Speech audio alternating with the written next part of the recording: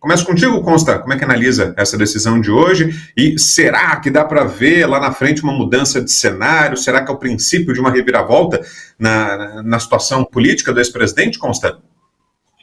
Olha, tem muita gente com essa esperança, né?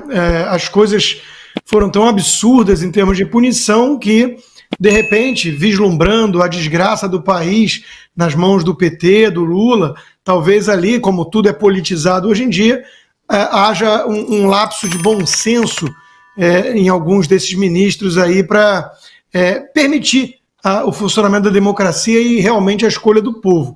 A esperança é a última que morre. Eu não tenho tanta esperança assim. Agora, o Raul Araújo tem dado os melhores votos. Ele tem sido a voz dissidente ali e a voz, cá entre nós, de bom senso, né? Ele tem feito votos técnicos e por isso ele tomou essa decisão.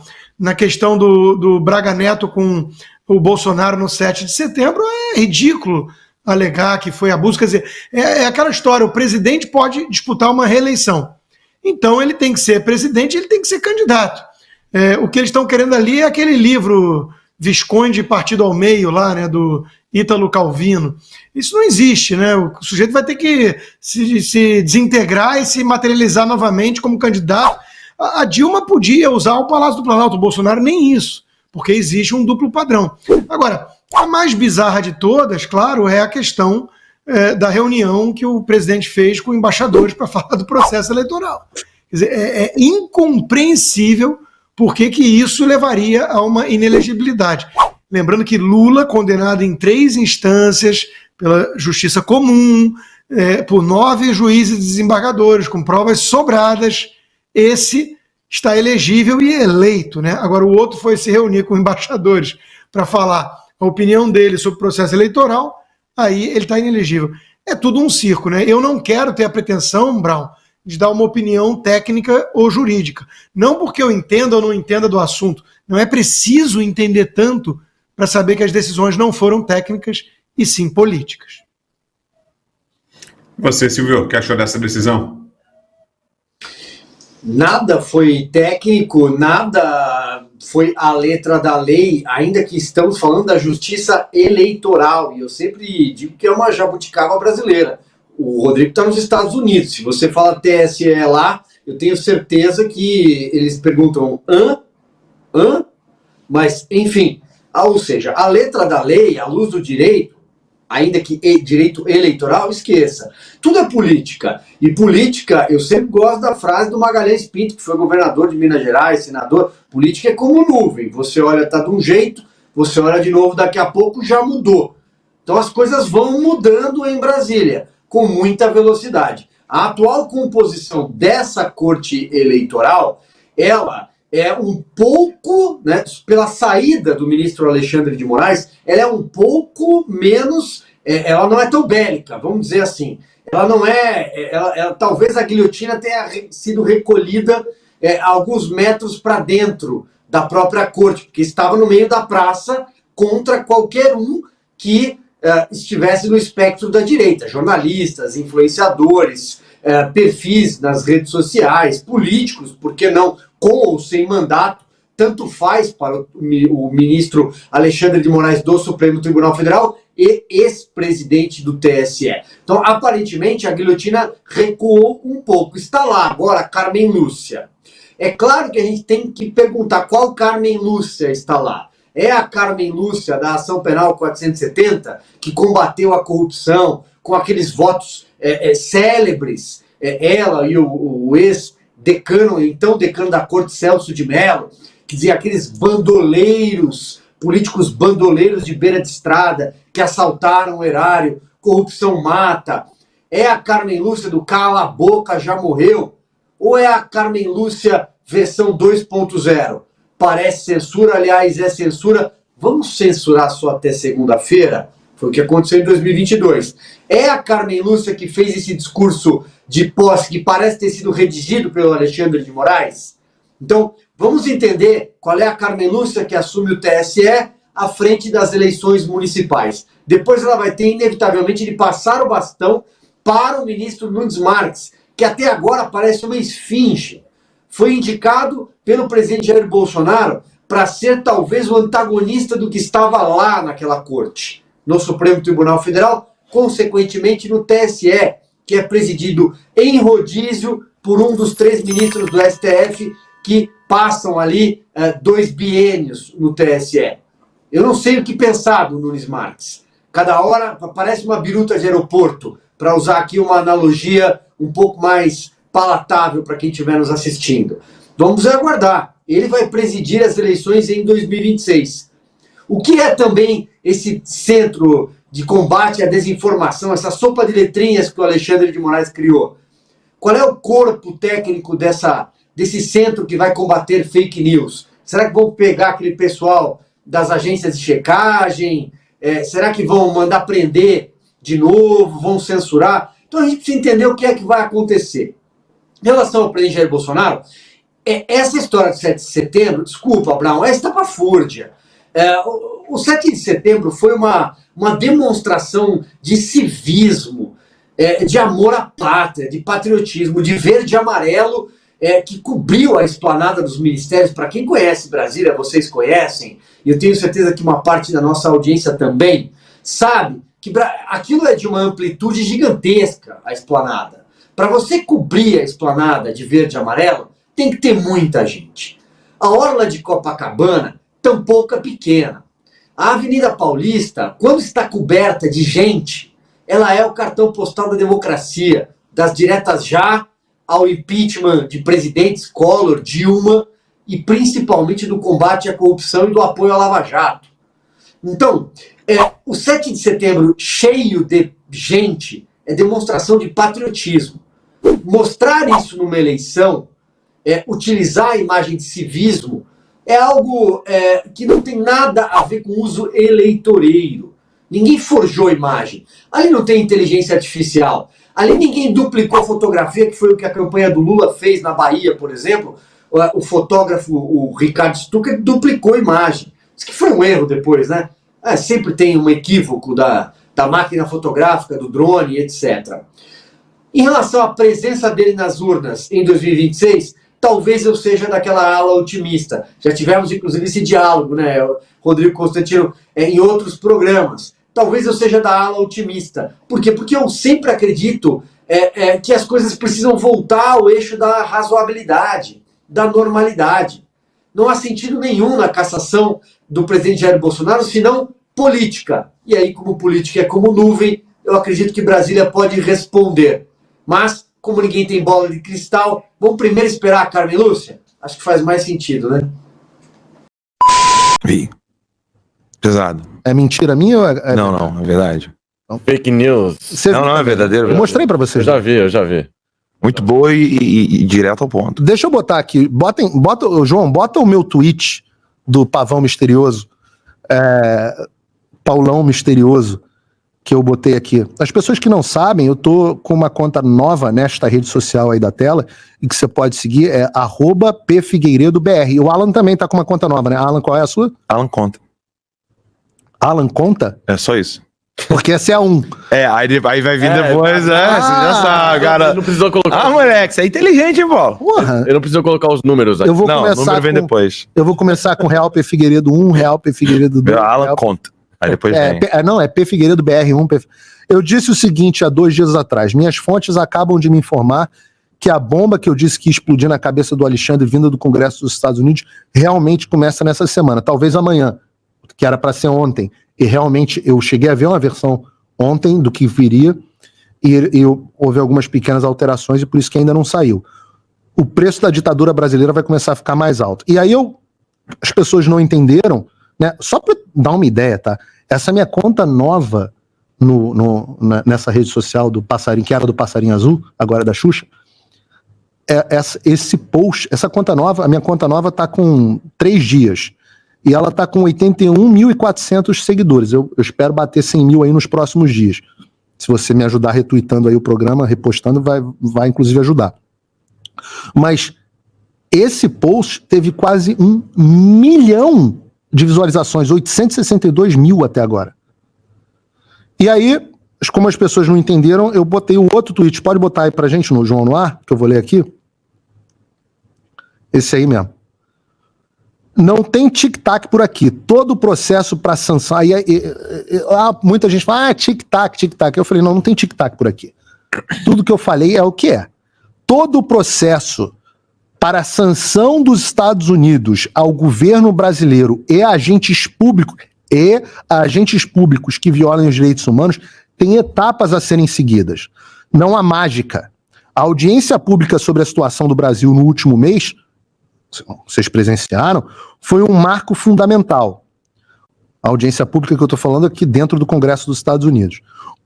E aí, o que acontece disso? Bom, aí, o segundo passo é o que as fontes me disseram hoje que deve acontecer nessa semana. Eu mantenho que deve acontecer nessa semana, talvez hoje, talvez amanhã.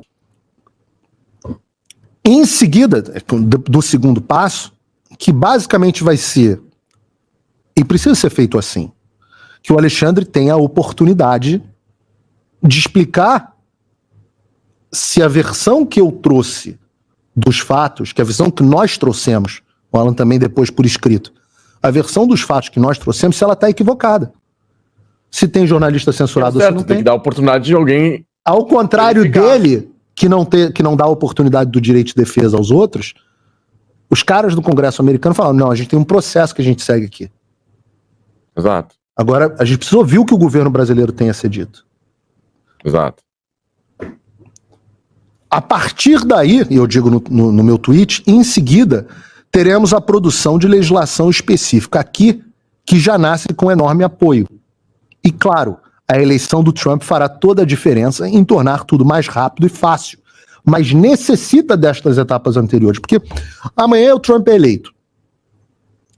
As pesquisas todas estão dando que o Trump vai ser eleito. Você conversa com as pessoas aqui nos Estados Unidos, diz que é praticamente... tem que ter uma catástrofe para o Trump não ser eleito. Os democratas estão desesperados na CNN com as chances do Trump ser eleito. Certo? Certo. Só que, se ele se elege amanhã, não dá para eu virar pro Trump e falar assim, ô Trump, brotherzão, bloqueio, tira o visto aí do Alexandre, cara. Você tem que ter uma discussão nacional, você tem que ter uma discussão sobre o assunto. O Congresso, o Congresso, que é o parlamento, que é a casa... É um país sério. Isso é um país, essa porra não é Brasil. Exato. Né? Um processo de verdade aqui. Agora, o que eu digo é que o plano tem princípio, meio e fim. Digo no tweet. E eu nunca escondi do que se trata. Algo semelhante deve ser feito na Europa com a nova composição do Parlamento Europeu Conservador.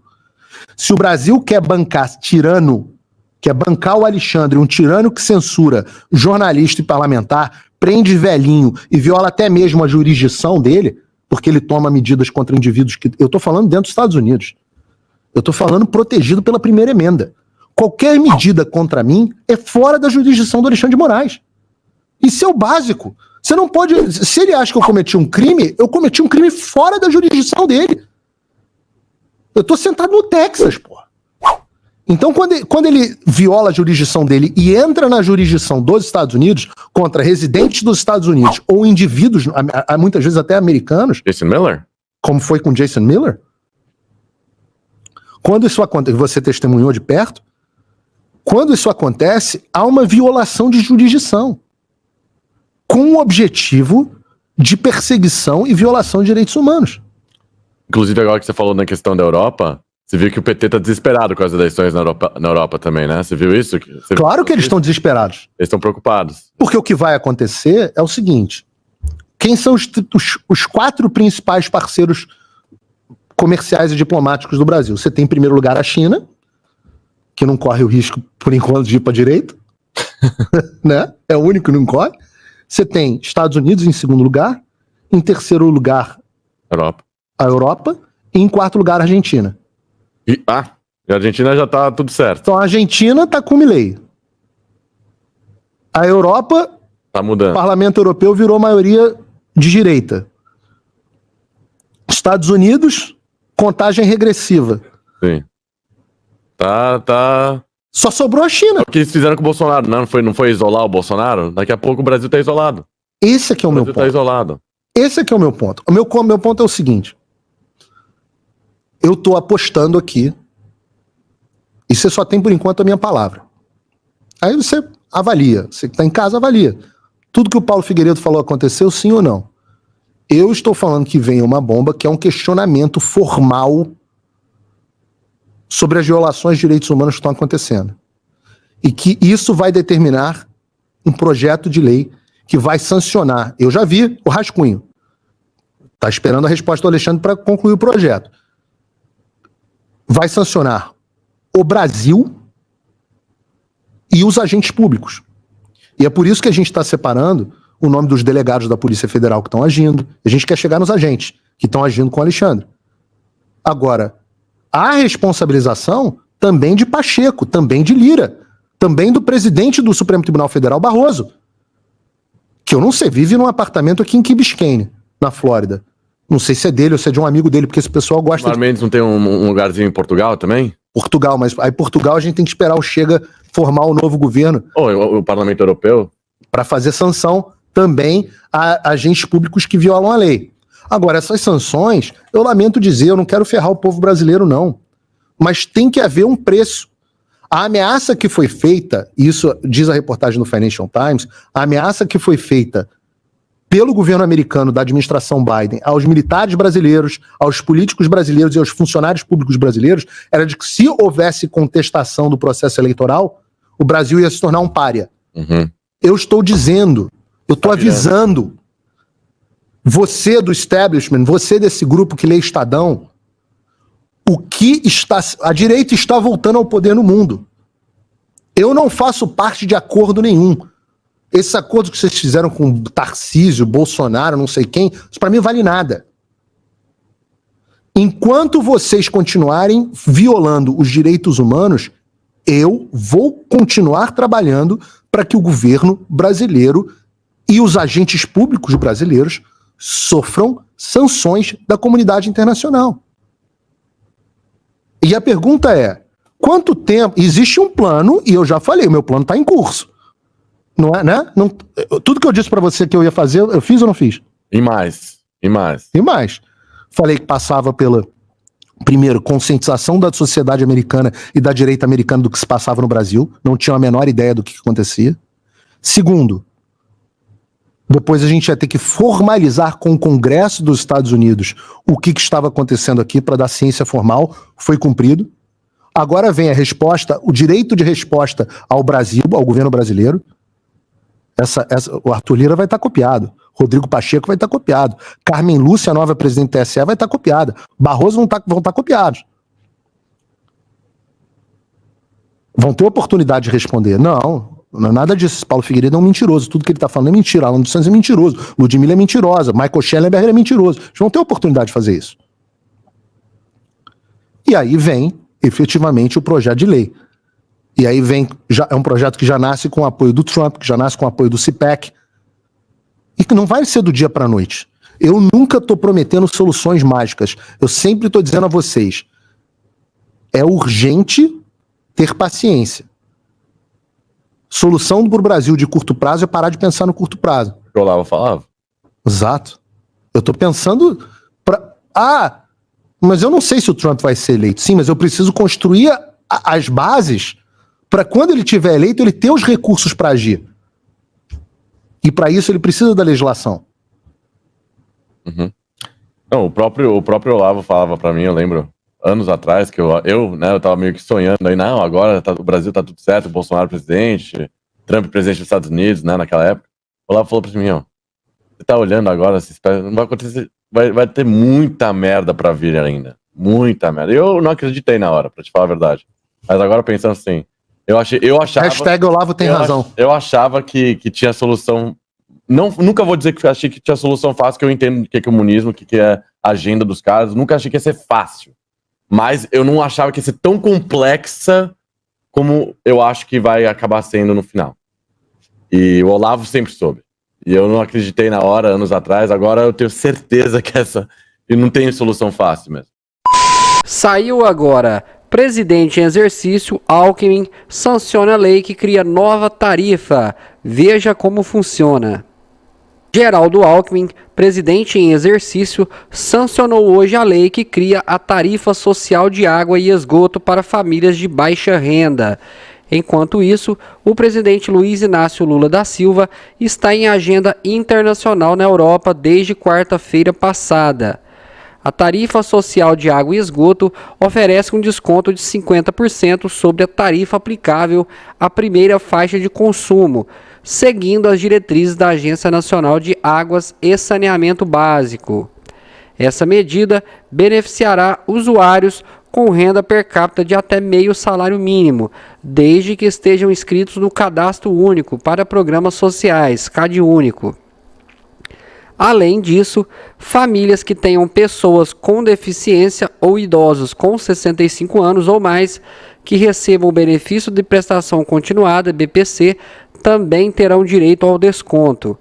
Vale ressaltar que os valores recebidos do BPC ou do Bolsa Família não serão considerados no cálculo da renda per capita.